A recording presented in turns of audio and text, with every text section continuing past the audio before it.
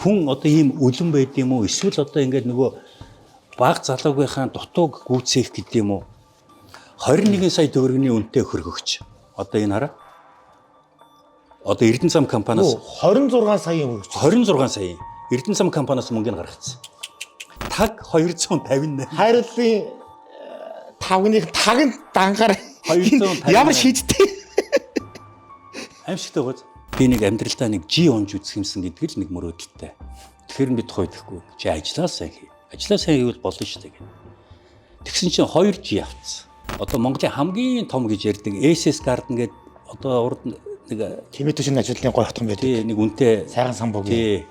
За тэндээс 4 байр авсан баг. Гэхдээ манай данснаас ингээд 55 тэрбум төгрөгийн мөнгө ингээд зовчуулаад энэ хувийнхаа одоо ийм 26 саяын хөрөнгө гэх мэтчлэн ингээд мөнгөд авсан байж.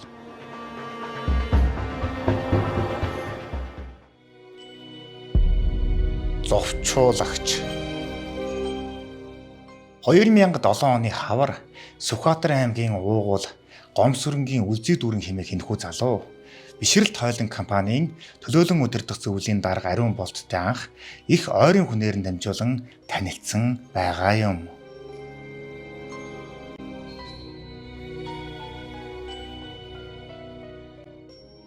Танилцаал ерөөсөө ингээл хүү хаагаал ерөөсөө юу юуг л одоо миний ойрын хүрээлт орж ирээд одоо найз нөхөд болоод одоо орой ажил дээр сууж байхад чи ингээд янз бүрийн хоол мол бариад ирсэн найзаа ядарч яана одоо энэ төр гэл ингээд ийм байдлаар ингээд маш богино хугацаанд битээр их ойртсон.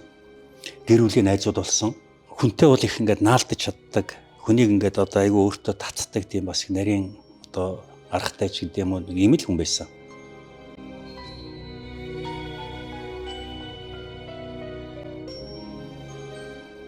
Тухайн үед Билардны газарт зохион байгуулагчаар ажиллаж амьдралаа залгуулдаг байсан Үлзий дүүрэнгийн хувьд Монгол улсын толгой бизнесмэнтэй танилцсанаа гэдэг нь ёстой л нөгөө Тэнгэрийн ундаг хатгатай л адил зүйл байсан биз. За одоо ч найзтай ингээд одоо манай гэр бүлийн хүн битээр ирчихсэн. Та хоёртой одоо мөргийн залбирыг гэл ингээл те одоо надтай танилцаал хамгийн түрүүнд тэр нөгөө вокзалын тентх байрнаасаа одоо нөгөө стадионы хажууд Dreamland гэдэг нэг байр байдیں۔ Та тэнд чин одоо ингээд 2 өрөө байранд оруулаад сүүлд энэ элит гэдэг одоо энэ драмын театрын урд байдаг байр те тэнд ороод зүгээр ингээд хүний амьдрал ингээд нүдэн дээр ингээд сайжраад өөрчлөгдөж эхэлж байгаа. Үүнээс гадна Ариун Болт захирал одоо Үлзий дүүрэнгийн баг хүүг нь Бишрэлт хойлдын компанид одоо менежерээр ажилд авч ерөөсөө л одоо энэ гэр бүлийг дэмцэн шиг дэмжээ гэсэн сэтгэл нь дараах үйлдэлүүдээс нь бас харагддаг.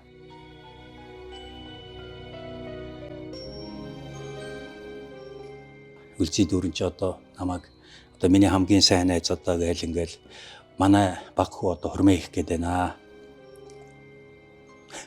Миний найз одоо ерөөсөө нэг өдөр судран таарч байна. Бэр гуух хэрэгтэй байна л гэсэн. Тэгээ би ч одоо тэгэл нөгөө найз гэж одоо давхаал очдог. Очоод нөгөө бэрийг гуйлаа. Хадгийн тавьж өглөө. За ингээл байжсэн чинь дахиад нэг хэсэг хугацааны дараа ингээ манай том хүү Японд үйд юм аа. Японд сумо барилдаж байгаад бэртээд тэгээд барилдаж чадхаа болоо тэгээд тэнд ингээд нэг хар мараар ч юм уу байд ажиллаж амьдрт юм аа. Тэгсэн нэг Япон одоо эмэгтэйтэй гэр болох гээд тэгсэн тэр одоо эмэгтэйгийнх нь эмээн гинэ одоо их л Японы мундаг язгууртан гинэ. Манай хүүг тоохгүй байна. Одоо яах вэ? Чи тэр ингээд Япон руу явдаг. Япон тэр одоо тэр Монголын элчин сайд майдынхныг таних уу? Одоо тэр эмэгнийг нэг уулзуулаад ингээд нэг бас нэг жоохон хүүгийнхаа байр суурийг өргөмөрөө нэ гэсэн. Тэгэхээр би одоо бас л хөөрөө найзтайхын төлөө гээл нөгөөдгий чинь дагуулад Япон явлаа Токио. Токиод очиод бас одоо яг за би тэр тухайн үеийнхэн тэр сайд дарга нар одоо юм хүмүүсийг элчин сайд ямны хүмүүсийн нэрийг хэлээд яах вэ? Нөгөө эмгэнтэй нь уулзуулаад одоо ингээд хүүгээ өргөөд ингээд гих мэтчлийн ингээд би одоо тэр хүний төлөө айгүйх юм бас ингээд сэтгэлээсээ ингээд хийжсэн байхгүй юу?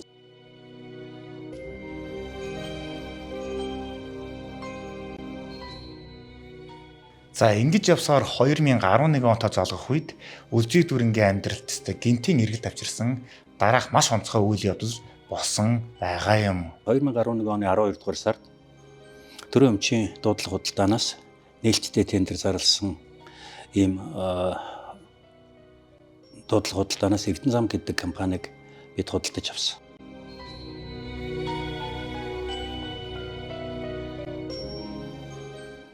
Эрдэнэ зам компанийг анх хөвчлөөр худалдаж авахад за ерөнхийдөө нэг 100 гаруй техник тоног төхөөрөмж хэрэгсэлтэй машин механизм ажиллах хүчин нэг 80 орчим ажилтны албан хаагчтай ийм компанийг тухайн үеийн тендер шалгуулалтаа 4.7 тэрбум төгрөгийн хөвчлөөр худалдаж авсан.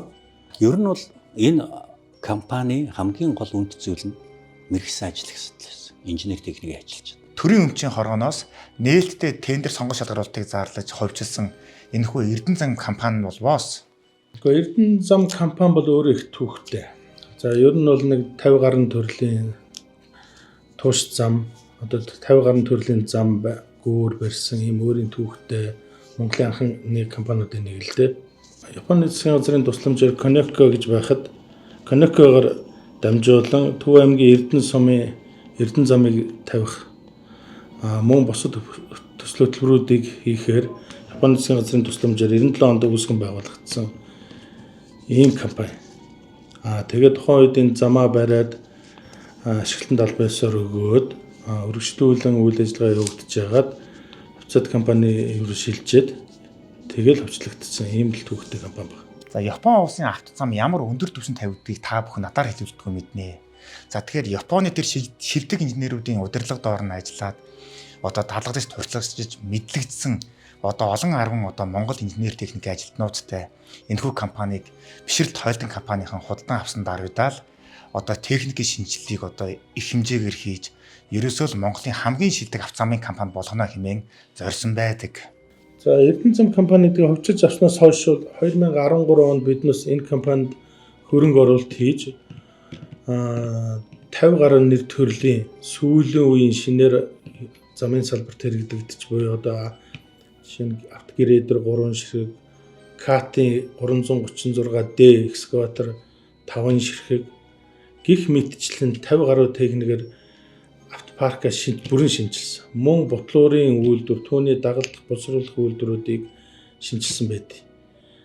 Энэ хэмжээгээр ажилчдынхаа сургалтанд хамрагдаж гадаад дотоодын мэргэжилт дэвшлүүлэх ийм юмд хөрөнгө оруулалт хийж өөрөөр хэлбэл Монголын замын салбарт нэг шинжилэл хийсэн гэж бид бас үздэг. Хэрвээ бид тэр үед одоо жишээлбэл аваад манай техник технологи боломжтой байсан бол бид нэмж хөрөнгө оруулалт хийх шаардлага байсан байхгүй юу? Зайлшгүй хийх шаардлагатай болоод бид 20 тэрбум тэр үеийн 12 оны 20 тэрбум гэдэг чинь их мөнгө байхгүй юу?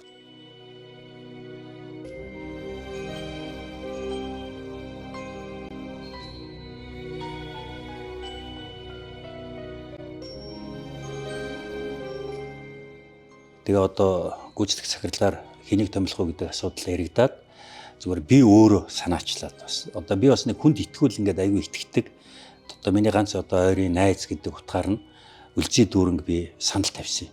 За миний найз одоо хэдийгээр чи ийм ажил төрөл эрхэлж байгаагүй ч гэсэн одоо өдийн насны хүн ингээд энэ том компаниг ийм гоё компаниг удирдаад чамд бас нэр хүнд чинь хэрэгтэй. Чиний таньдаг мэддэг хүмүүс хүртэл чамайг одоо ямар гоё том компани захирал болсон юм бэ гэд хүндлэн, үнэлэн чи өөрөө хөгжин, гоё хамт олон удирдан тийм учраас одоо миний хөшөө ингээд манай энэ компанийг ингээд удирдаад гүйцэтгэх захирлаар ажиллаач гэд би санал тавиад томилсон.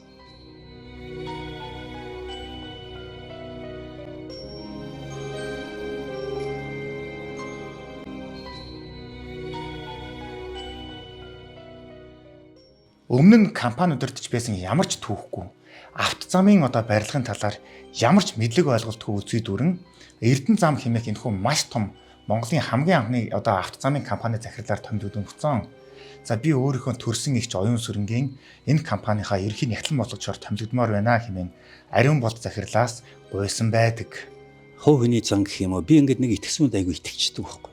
Тэгээ манай аудитын захирал манай одоо бусад хүмүүс чи ингэж болохгүй.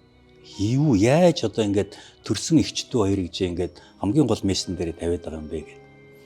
Өөрөө болохоор заастаа ариун болт минь над шиг чамд үнэнч хүн хорвоод дөр байхгүй. Манай энэ ихчүүд бол ерөөсөө ингээд тэр хүн чинь өөрөө 64 оны хүн шүү дээ. Манай ихч чинь одоо тэрнээс одоо 5 6 ч их ч юм уу те. Тэгэхээр одоо бас нэг 60 59 оны хүн байж штэ. Нас намтай, тогттой зүгээр чи битэрийг ингээд бараг л ингээд янз бүрийн юмнаас хамгаална. Тийм учраас бол надад ийм л хүн хэрэгтэй. Чи найзтай итгэж байгаа бол зүгээр ингээд итгэсэн шиг итгэж. Гэт ингээд одоо нэг гэсэндээ тарих угаана гэдэг юм уу. Тэгээд одоо тэрэнд нь би автаа томилсон.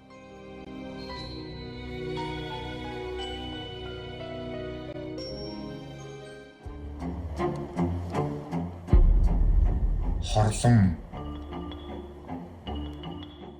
12 оны 5 дугаар сард тухайн үеийн зам тээврийн яамнаас Баян-Хонгор аймгийн Байдргийн гүр Говьалтай чиглэлийн 127 км автозамын ажлын тендер зарласан. 60 сая долларын өртөгтэй. За ингээд манай компани материалаа бүрдүүлээд орсон, ялсан. 12 оны 6 сард сонгуул болсон. Улсын их хурлын сонгуул. Ардчилсан нам одоо 12 оноос 16 оны хооронд төр засгийн эрхийг авсан. Тэгээд сонгуулийн дараа шинэ одоо байгуулагдсан зам тээврийн яамны сайд төрийн нарийн нартай бид нар гэрээгээ байгуулсан.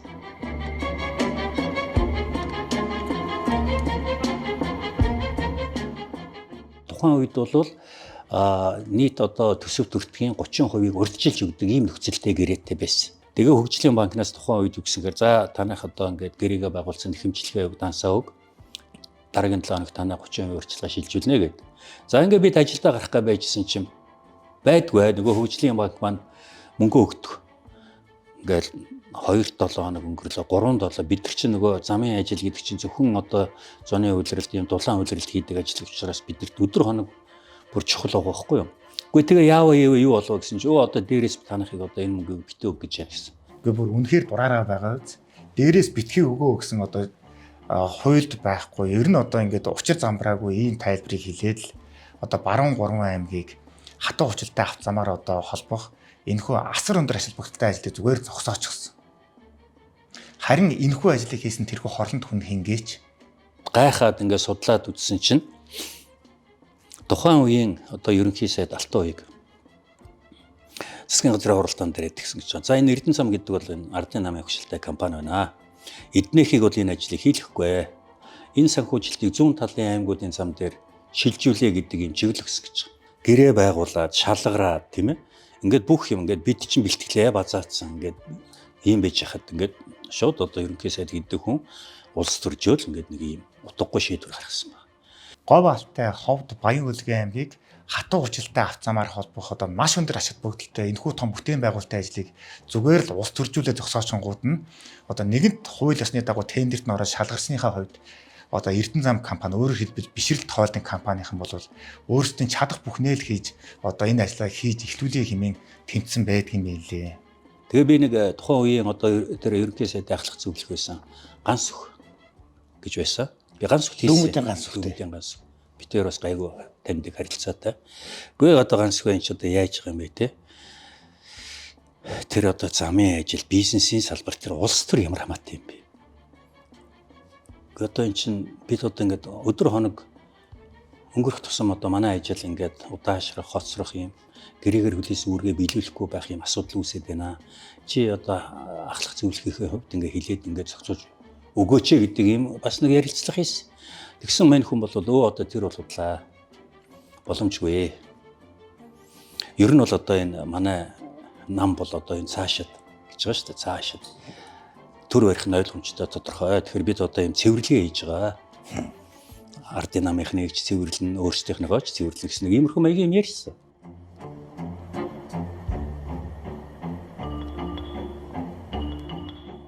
Үгүй бүр үнэхээр хэлэх үг болдохгүй байгаа зү. Энэ Баян Хонгороос Говьалтай хүртэлх энэхүү одоо том бүтээн байгуулалтын ажил, энэ зам барилгын ажил, улс төрчдийн одоо харалган, мулгуу ийм шийдвэрээс болоод бүхэл бүтэн 8 жилээр одоо хоцорч Монголын ард түмнийг хохироосон гэж боддоо Баруун аймагт нэг тэр чигээр нь хохироосон. Хэрвээ энэ ажил 2012 онд эхэлсэн бол магадгүй 13 хамгийн цаатал нь 14 он гэхэд ашиглалтанд орчих байсан. Тэгтэл үүнээс үүдээд бүхэл бүтэн одоо 8 жилийн дараа буюу 2020 онд л дөнгөж одоо тухайн зам нь нээлттэй хийсэн байдаг.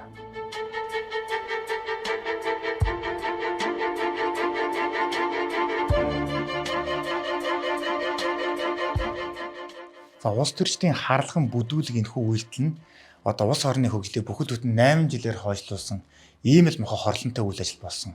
Үүний хор хохирлыг нь Баруун 3 аймгийнхан өөрөөр хэлбэл Говь Алтай, Ховд, Баян Улгийн чиглэлийн бүгд л одоо эдэлж зовж үүрсэн. Тэгээ байжсэн чинь ястай нэг юм хоорондоо уялдаа холбоо гэж байхгүй. Тухайн үеийн эдийн засгийн хөгжлийн яам одоо сайд нь Фортуна Батбаяр гэдэг хүн байсан. Нөгөө Баян хонгорын Байдргийн гүр Говь Алтай чиглэлийн манай одоо авцсан гэрээ байгуулсан замын концессийн тендер зарлчихж байгаа. Гайхгүй ч одоо юу. Тэгээд дахиад нөгөө зам тээврийн яамаар хандж байгаа шүү дээ бид нар. Үгүй манай гэрээ хүчин төгөлдөр юм уу? Манайхыг хүчингү болгоцсон юм үгүй ээ танах хэвээрээ гэж. Давхардуулаад. Тэгээд давхардуулаад тэнд концессийн тендер зарлчихж байгаа.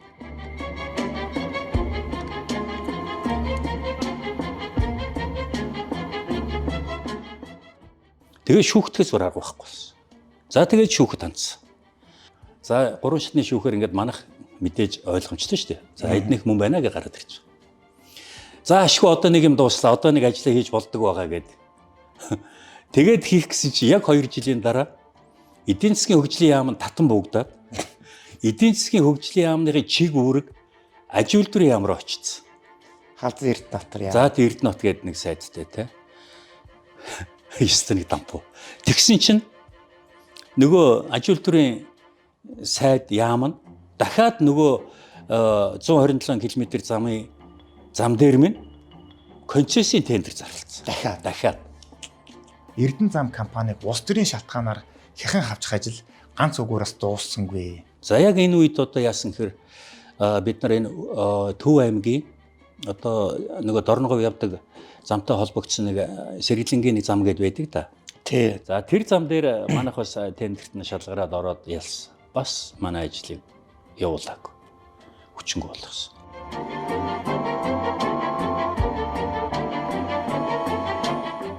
За үдэгч та бүхэн надаар хэлүүлдэг бас мэдэх байхаа. Автозамын компани гэдэг бол зөвхөн засгийн газраас зарласан тендерт оролцож улсын болон орон нутгийн чанартай автозамыг одоо өндөр чанартайгаар тавьж түүгээрээ санхүүжин үйл ажиллагаа явуулдаг гэдгийг. За гэтэл энэхүү компани үйл ажиллагааг одоо улс төрийн шалтгаанаар ингээд ажлыг нь явуулахгүй тендер шалгарсан ажлыг нь хийлэхгүй ингээд байгаад байгаа тэр олон одоо мэрэгсэн инженер техникийн ажилтнуудын одоо тэр сул зогсолтын цалин өсөлтөд хамтдаггүй хүн гарах нь тодорхой. За дээрэс нэмээд олон 10 тэрбум төгрөг зацуулаад авчихсан, хийчихсэн, худалдаад авчихсан тэр бүтээн байгуулалт тэр техникүүд нь одоо ингээ ямар ч хийх ажил сул зогсолт хийгээд хахаар маш их хэмжээний хор хохирол бол одоо Эрдэнэ зам компани өөрөөр хэлбэл бишрэлт хойлдог компани учирцаар байх нь тодорхой. За тэнгууд нөгөө талд манай нөгөө үлзий дүүрэн гэдэг аврагч яасан гэхээр үгүй ер нь энэ компани хувьцааг бишрэлтэд султуулчихъя. Тэгвэл ер нь нэг ажил олдох юм шиг байна. Би одоо зөндөө явлаа, зөндөө хүмүүстэй уулзлаа. Нэг ийм боломж харагдаад байна гэхээр нь заахаа бас магадгүй юм гэж бодоод өөрөөс нь баталгаа аваад 2016 оны 4 сарын 13-ны өдөр одоо энэ байна. Монгол улсын иргэн Гомсрынгийн үлзий дүүрэн. За миний би Монгол улсын иргэний хуулийг үндэслэн чин шударгаар дараах зөвлөлүүдийг хүлээн зөвшөөрж энэхүү баталгааг бишрэлт хоолтон ХХК буюу найз ариун болтод гаргаж байна гэж үүнд миний нэр дээр бэлгэлийн журмаар шилжиж ирсэн Эрдэнэ зам компани 100% хувьцаа нь миний найз ариун болтын буюу бишрэлт хоолтон компани өмч болохыг баталж 3 дахь этгээдэд шилжүүлэх, захиран зарцуулах эрхгүйгээр төр эзэмшиж баталгааны зүйлийг бишрэлт хоолтон ХХК буюу найз ариун болтын шаардсан үед үл маргах журмаар саадгүй шилжүүлж өгнө гэсэн ийм баталгаа гаргаж өгөөд тэгээд би нөгөө нөхрийн нэр дээр компани шилжүүлсэн.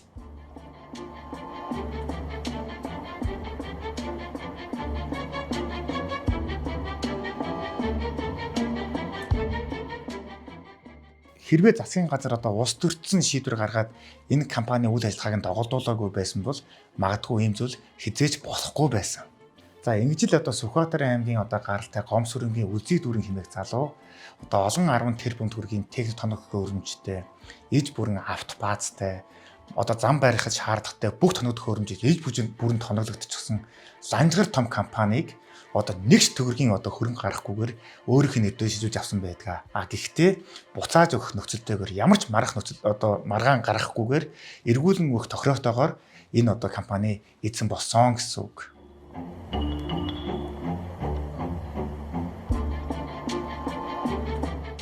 Эрдэнэ зам компани чинь одоо цаад эзэмшлийг нь Үлзий дүүрэн гэдэг хүний нэр дээр шилжүүлсэн нь шууд өр өгөж өгсөн. За ингээд нэр нь одоо Бишрэл Тойлдон гэдэг компани саллаа гэсэн даруйдал одоо Эрдэнэ зам компанийн одоо хамгийн анхны одоо тендер сонгох шалгаруулалт буюу Асемийн замыг тавих тендертээ одоо саадгүй шалгарч саадгүй санхүүжилт авч уг бүтээн байгуулалтын ажлаа хийсэн байдаг. Их Монголын гудамжны 2.1 км авцсан бол нийтдээ 2 компани гүйцэтгэж байна. За Эрдэнэ зам компани Тоотлинж гэдэг 2 компани одоо ажлыг нь бол хувааж аваад гүйцэтгэж байна. За хар муугаар хэлэхэд л одоо гудамжинд бараг л лааз шилээд явж байсан хүнийг дээрдээ татаж авчираад Эрдэнэ зам гэдэг ланцхар том компани хариуцуулаад ингээ ажиллуулсан нь одоо ариун болт захирлын хувьд бол маш том алдаа байсан гэдгийг тэр ойлгосон. Яагсан бэ гэхээр хамгийн анхны одоо тендер сонгох шалгаруулалтаа хийж замаа тавингуутаал нөгөө үлзий дүүрэн чинь шууд зангаа хувиргасан байдаг. Манай охин компаниуд Эрдэнэ зам компани яадаг вөхөр Бишрэл Тойлдон компани байнга тайлангаа тавьдаг. Сар болгон тайлангаа тавина. Одоо акцлах хөрөнгө мөрөнгүүдээс зөвшөөрөл авна. Бусад одоо жишээлхэд одоо зөвшөөрсөн банкнаас бусад банкн дээр шинээр дансна их бол толгой компаниас зөвшөөрөл авна гэдэг ингээд манад ингээд аягүйх зохицуултууд байдаг. Энэ зохицуултын дагуу ажиллах ёстой байтал нөхөр нэг тийм сонирн болоод ирсэн. Тэгэхээр н одоо манай нөгөө аудитын хүмүүс өдөр дуудаад үгүй энэ одоо тайлангаа тавь юу болов гэсэн чинь ингээд цухтаагаад эхэлсэн.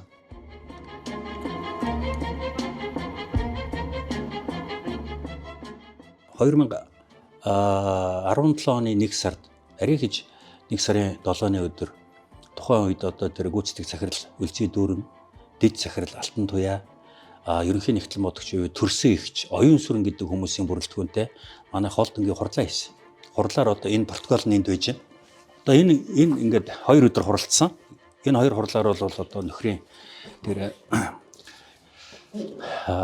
хангалтгүй ажиллаж байгаа байдал за ихчтэйгээ нийлээд өөр банкн дээр данс нэгээд тодорхой одоо мөнгнүүдийг бидэнд мэддэхгүйгээр ингээд зовчлоод хоёрхан данс руу авч исэн. Гэх мэтчлэн ингээд санхүүгийн зөрчлүүдийг илрүүлээд ингээд сануулад ингээд хурал протоколдод гарын үлийн үсгийн зуруулаад тэгээд одоо энэ өөрийнх нь ингээд энэ хөхөнгийн балаар бичээд өгсөн энэ баталгаа. Одоо энэ дээр юу гэж нэхэр ариун бол захирал өнөөдрийн хурлаас гарсан ажлын шүүмжиллийг хариуцлагатайгаар хүлээж авлаа. Энэ өдрөөс хойш Эрдэнэ зам компанитай холбоотой ажил төрөлд хариуцлага алдахгүй ажиллах болно. Бас уучлалт гуйж байна. Үлзий дүүрэнгээд 2007 оны 1 сарын 7-ны өдөр ийм баталгаа гаргаж өгч байсан. За одоо та нар энэ одоо хууль бус үйлдэлээ болоо. Цаашдаа одоо зүгээр л энэ компани удирдаад аваад яваа гэд итгэл хүлээлгээд ингээд явсан чинь бүх итгэл нас дахиад талаар болох нь тэр. Ерөөсө зүхтагаад болох байсан. Тэгэхээр бид нар ингээд мэдгдэл өгөөд за манай одоо энэ компани хувьцаануудыг шилжүүлж өгөө гэсэн чинь за гэсэн эхлээд за тэгэлгүй яах одоо найзынхаа компани буцаж өгдөггүй яах вэ гэдэг. Ингээ хүлээгээд 1 сар өнгөрлөө. Байдгүй. 2 сар боллоо. Байд.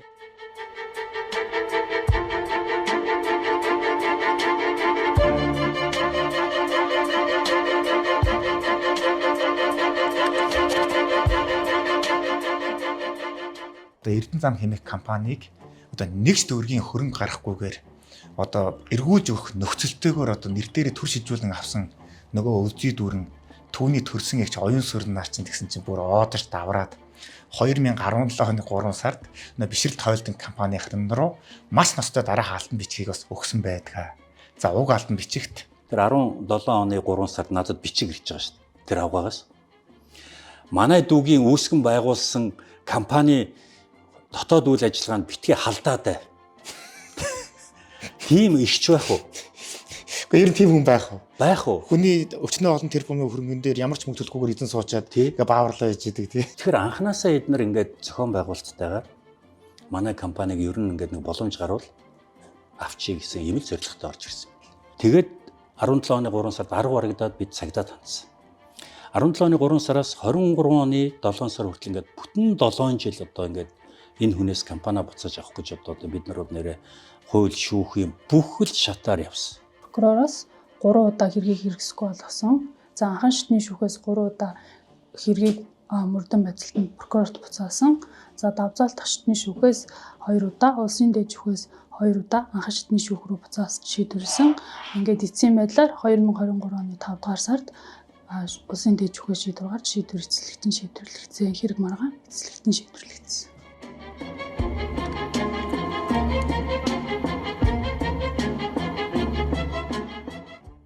За ийм тодорхой маш ойлгомжтой энэхүү хэрэг гэтэл цагдаа шүүхийн байгууллага дээр бүхэл бүтэн 7 жилийн турш сунжирсан нь дараах шалтгаантай байж. Бид ч одоо ямар одоо юм сонсох, харах одоо тийм нүдгүү чихгүй хүмүүс биш те бидэнд хэлж штэ. Танаа энэ одоо нөгөө аврагч нь гэж байгаа штэ. Нөгөө аврагч нь за цагдаа талтаа. Яг тэр нь бол хүмүүс хэлж байгаа ч гэсэн надад бас яг бодит мэдээллүүд нь байгаа. Баримтууд нь байгаа. Цагдаа дээр гэсэн чи одоо нөгөө манай нэг өндөр генерал гэж ярьдаг. Самдаг очир генерал одоо яг тэр хүний ард нь асаалттай танк цагдаагаа хариуцсан. За прокурор талын одоо энэ улсын ерөнхий прокурорын орлогчоор ажиллаж байсан Цэрэн Болтоо гэж юм байсан. Шүүх талын одоо саяхан үндсэн хуулийн цэцэн гишүүн байжгаад буусан Туул хүү гэж нөхөр. За шүүхийн тэр хүн даадаг. Дээрээс нь шүүх талд нь одоо энэ нөхөр өөрөө ч хэлдэг. Миний дүү Алдар гэж юм байт. Наяр сонсон нэр байна да наачаа. Шүүгч. Нийслэлийн давзаалт шатны шүүгч. Одоо энэ Монголын төрийн өндөр албан шалгуудыг бүгдийг яасан тий. За надад бол сайрхаж байгаа шүү дээ тэр хүн. Энэ Алдар гэдэг одоо миний их хоёрын одоо хамаатан байгаа маа. Энийг шүүгч болгоход нь би болгуулсан юм аа. Хөө за гэж надад сайрхаж ярьж ирсэн. Тэгээд ингээд шүүхээс одоо анхан шатнаас ч уцаан, давхаас ч уцаан, дээд шүүхээс ч уцаан. За тэгээд та бүхэнд хамгийн ноцтой асуудлыг одоо хүргэнэ.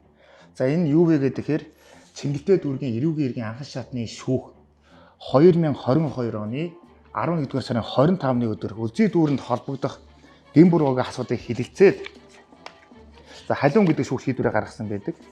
За энэ шийдвэр дээр юу гарсан бэ гэхээр за шүүгдэгч Гомсүрэнгийн Үлзий дүүр нь эрүүгийн хуулийн тусгай ангийн 17-гийн 3 дугаар зүйлийн 2 дахь хэсгийн 22 дахь заалт буюу бусдыг хуурч 39 тэрбум 31 сая 244,160 төгрөгийн буюу онцгой хэмжээнийг одоо хохирол учруулсан гин буруутай гэж хэлээд энэ хүнийг 5 жилийн турш одоо 20 хадаар шийтгсэн.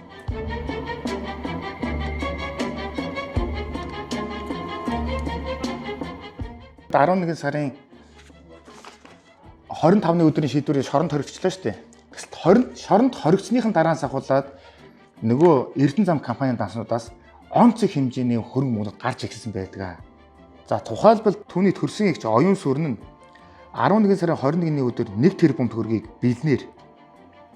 За 12 дугаар сарын 2-ны өдөр 110 сая төгрөгийг бэлнээр. За 12 дугаар сарын 13-ны өдөр 50 сая төгрөгийг бэлнээр. За 12 дугаар сарын 28-ны өдөр 1 тэрбум 500 сая төгрөгийг мөн бэлнээр. За хамгийн ноцтой нөгөө шоронд одоо бусдын онцгой хэмжээний хөрөнгө мөнгөийг залсаар гэж ялд хэлсэн байгаа Үлзий дүүрэнд 12 дугаар сарын 31-ний өдөр 7 тэрбум 412 сая төгрөгийг за мөн 12 дугаар сарын 31-ний өдөр 3 тэрбум 823 сая төгрөгийг мөн дансаар. За дээрээс нэмээд дараа жилийнх нь 3 сарын 30-ны өдөр 4 тэрбум 979 сая төгрөгийг өгсөн. За хэдэн портер мөнгө юм мэдээгүй. Ингээ өгөөд ирсэн. За Үлзий дүүрний энэ мэтчлэгээр ингээд нийтдээ 16.1 тэрбум төгрөгийг авсны дараах хамгийн ноцтой зүйл нь юу вэ гэхээр 2023 оны 2 дугаар сарын 9-ний өдөр түүний одоо гин буруугийн шүүх хурлыг нийслэлийн эрүүгийн иргэн давзаалах шатны шүүх дахиад хянан хэлэлцсэн. За гэтэл бусдад онцгой хэмжээний ийм хохирол учруулсан ийм зарим мэгтэгч этгээдэд оноос нь нөгөө 5 жилийн 20 хялж чинь байхгүй болгоод 28 сая төгрөгөөр торгох хял болгоод суулцж байгаа.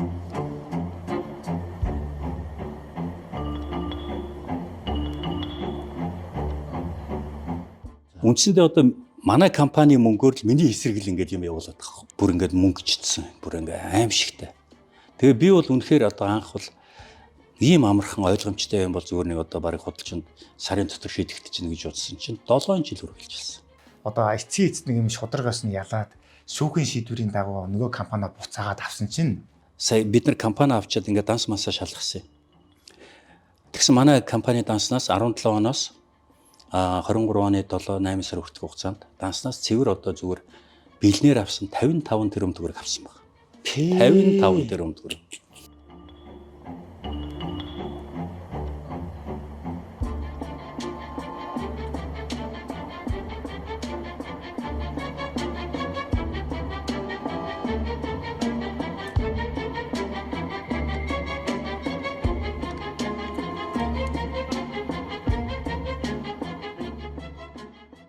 Хөндлөнгийн аудитын одоо үзэн шалгаж нотолсон мөн дотоод аудит ч гэсэн тодорхой хэмжээгээр өөрсдийнхөө үзэх хэмжээндээ материалыг үзэж шалгасан. Тэгэхээр нийт дүнгээр ерөнхий дүнгээр нь болон 50 гаруй тэрбум төгрөгийн хөрөнгө бол одоо манай компани авах шаардлагатай тэр хүнээс хэмжлэх ёстой юм байна. Яг гэдэг нь бол шалгалтаар тогтоогдсон. Одоо ингээд бүр хамаатангуудаараа гэр бүлийнхаа хүн рүү мөнгө шилжүүлдэг. Төрсөн хүү Цэнгэл гэж байгаа. Цэнгэл нь манай компанид ажилладаг байсан. Цэнгэл рүүгээ шилжүүлдэн. Цэнгэлийнхаа одоо түрүүчийн салсан авгаагийнх нь хүүхд рүү мөнгө шилжүүлэн сургалтын төлбөрийг.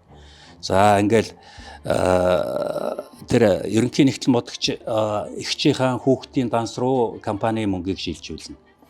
За үгүй ерөөс ингээд бүр тоймгүй. За үгүй бүр үнэхээр балалсан байгаа үз. Тэгэл тэрбумаар нь цуглаал авч гараад исэн бэлнээр. Гэтэл одоо ингээд Эрдэнэ зам компаниас зовчуулж авсан энэ их мөнгө одоо юунд зарцуулж хансгаж байсан гэж.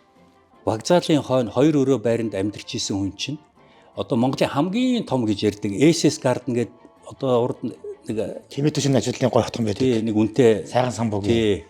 За тэндээс 4 байр авсан баг. 4 байр.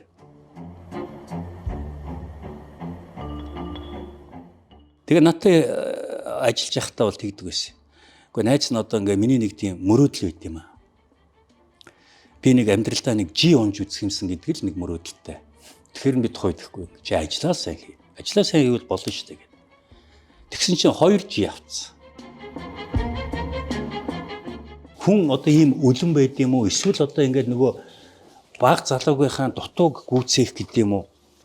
21 сая төгрөгийн үнэтэй хөргөгч. Одоо энэ хараа. Одоо Эрдэнэ зам компаниас 26 сая өргөж. 26 сая. Эрдэнэ зам компаниас мөнгөний гаргацсан. За хиншүү сорогч гэсэн чинь 11 сая 400 мянга. Аяг тавг угаагч гэсэн чинь 7 сая 800 мянга. Хойлогч гэсэн чинь 2 сая 900. Талах шарагч гэсэн чинь 2 сая 600. Ус уцлагч гэсэн чинь сая. Шарах шүүгээ 3 сая 500. Индукцийн плетик гэсэн чинь 5 сая 300. Хайруулын тавг 570 мянга. Зөвхөн 30 сантитай хайруулын тавг 798 мянга. Таг 258. Хайрлын тавны тагнд дангаар 250. Ямар шийдтэй. Аимшигтай гоц.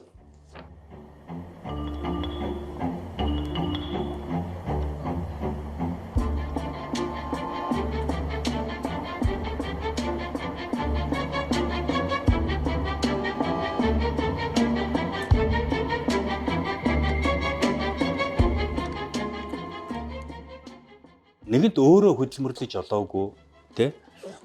Өөрөө энэ мөнгөний үн цэнийг мэдэхгүй хүн чи одоо ингэж л тансгалдаг шүү дээ. Би өнөөдөр 90 оноос хойш бизнес хийсэн. Би улсад байна шүү дээ тий. Хэдэн 10 их тэрбум төгрөгийн мөнгө татвар төлсөн хүн. Би амьдралдаа хизээч ийм хөргөж авч үзээгүй. Манай гэрийн хөргөчүүд зүгээр л нэг одоо байдаг тий. Samsung одоо энэ номин одоо энэ электрон баг. Тийм л хөргөжгүй.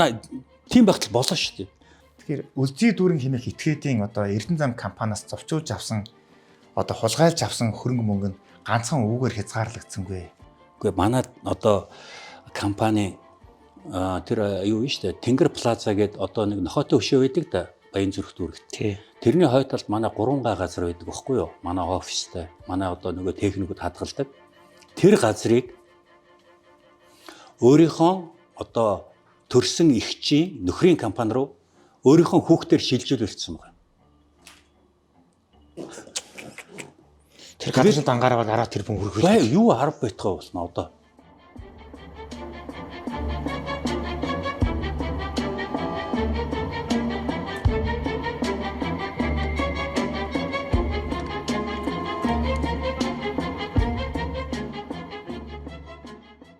За тэгээд шүүгийн шийдвэрийн дагуу компани авчлаа. Одоо хөрөнгөө бүртгээд одоо алдсан бүх зүйлээ эргүүлж авнаа гэдгсэн чинь Энэ зүйл нь бас гацчихсан. 7 жилийн дараа арай хич нэгэн дээд шүүхийн шийдвэр гараад компани хүлээж авсан. Би одоо бүр гайхаад байгаа. Шүүхийн шийдвэр гарчаад тахад шүүхийн шийдвэр гүйцэтгэлийн ажиллагаа бас айгүй хангалттай явчих. Ерөөсөө шууд нөлөөлсөн бас. Бид чинь хөрөнгө хүлээж авч чадаагүй. Шүүхийн шийдвэр дээр юу гэж байдг вэ гэхээр 20 тэрбум төгрөгийн үн бүхий хувьцааг 18 тэрбум төгрөгийн хөрөнгийн хамт хүлээлгэж өгөх гэсэн юм байдаг. Тэгэнгүүт шийдвэр гүйцэтгэгч тэрийг мушгаад 20 тэрбумын чи хувьцааг шилжүүлээд өгсөн болоо. Тэгээд буцаах нөхцөлгүйгээр хэрэг нь хаачиж байгаа материалыг. Гэхдээ манай данснаас ингээд 55 тэрбум төгрөгийн мөнгө ингээд зовчуулаад энэ хувийнхаа одоо ийм 26 саяын хөрөгч мөрөгч гих мэтчлэн ингээд мөнгөд авцсан байж. Бид энийг авмаар байна. Хаацсан. Өнөөдөр Монгол улсад үүрлээд байгаа энэхүү хууль бус, энэхүү шударга бус үйлдлийн цаана нөгөө л хууль хүчний байгууллагт байдаг дунд шатныхын хүмүүс бүхэл бүтэн баг бүлгээрээ оролцоод энэ ажлыг хийж байгаа гэдэг нь үүнээс ханзаарагдлаа, үүнээс харагдлаа. За хэрвээ бишрэлт хойлдог компани өөрөөр хэлбэл ариун бод захирал ингэж тэмцээгүй байсан бол одоо өөр хинч үзээд ирнэ бол ард нь гарч чадахгүй. Бүх зүйлээ алдаад тавиад дуусах байсан. Тэгээд дээрэс нь одоо хамгийн муухай юм. Миний өмгөөлөгч байсан. Миний өмгөөлөгч шүү дээ.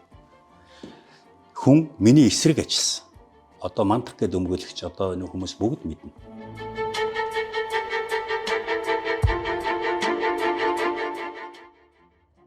Мантах өмгөөлөгчтэй би маш олон одоо асуудал дээр хамтарч ажилласан. Одоо манай группийн охин компаниудтай бол одоо гэрээнүүд нь байж байна.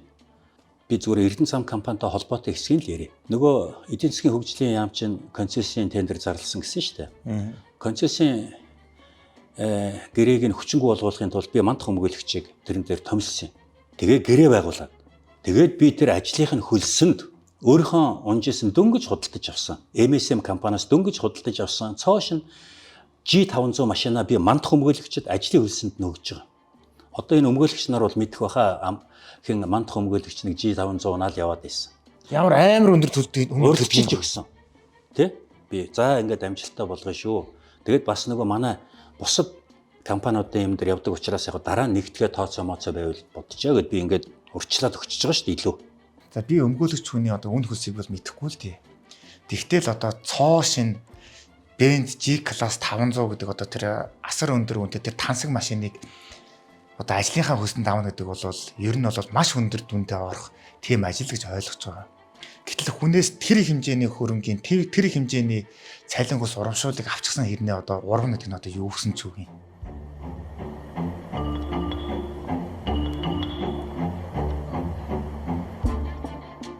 Манай хоёр авраг нийлээд миний эсрэг ингээд манай компаниг төлөө өртөд одоо хүртэл мандах өмгөөлөгч түүний одоо доор ажилтдаг наран гарав гэдэг эмэгтэй өмгөөлөгч байгаа. Энэ хоёр нөхөр бол ерөөсөө энэ үлзий дүүрэнтэй нийлээд тэр нэг хууль хяналтын байгууллагын хүмүүстэй нийлээд Эрдэнэ зам гэдэг компанийг надаас булааж авах сонгодог нарийн арга технологиг боловсруулад хүндрэл бэрхшээлүүдийг бол учруулсан.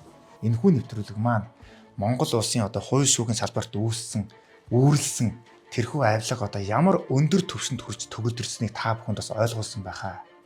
Мөн одоо Монголын төрийн эрхэнд гарсан хүмүүсийн улс төрчсөн увайгүй шийдвэр нь Монголын ард түмэнд одоо Монголын бизнес эрхлэгч нарт ямар хор хогтлонтой тусдгийг та бүхэн бас ойлгосон байхаа. Ер нь тэгээд хар буруу санаа өвөрсөн одоо муу муухай хүнд халуун сэтгэл гарах юм бол эргээд өөрлөө чинь яаж муухай нөхцөлгийг өөрөө чинь ямар муухайгаар хориодог бас та бүхэн ойлгосон байхаа энэ бүхнээс. Нийгэм өнөөдөр ийм хэцүү болсон байна. Хүнд итгэхэд хэцүү болсон байна.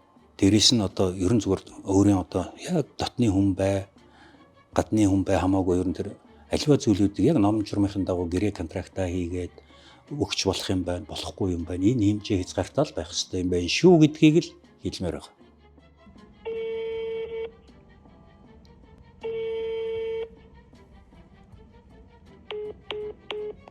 За бид бүхэн буруутхан шүүмжлэлд биетгээд болох үлзий дүүрэнгээс хариу тайлбар няцаалд авахар түүний одоо гар утсаар удаадараа холбогдсон боловч тэрээр одоо утсандаа хариу өгсөнгүй.